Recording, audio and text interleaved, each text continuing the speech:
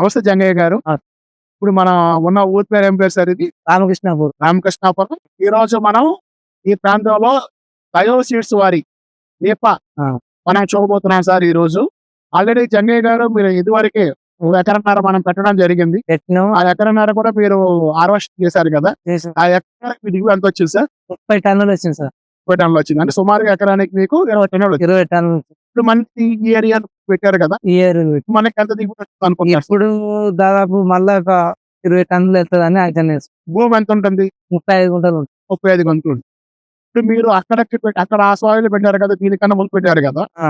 ఇప్పుడు మీకు అక్కడ పురుగు మందు కొట్టే విధానం గానీ, పచ్చదనం గానీ, దోమ గానీ అప్పుడు ఎట్లా తక్కువనే తెగులు తక్కువ తగ్గింది? తక్కువ. సుమారుగా ఎన్ని గుంటలు ఉంటాయి సార్? ఇది 35 గుంటలు ఉంటుంది. 35 గంటల పొలం ఉంది. మీరు 20 టన్నుల వరకు ఆశిస్తున్నారు. ఇంతకుముందు మీరు ఆల్రెడీ మీరు పర్చేస్ చేశారు కదా, 35 అది చేసినాం సార్. 30 టన్నులు అమ్మినారు కదా. ఆ. ఇప్పుడు ఎంత లెక్క అమ్మినారు సార్? కిలో 19 రూపాయలు అమ్మినాం. 10 మంచి రేట్ వచ్చింది.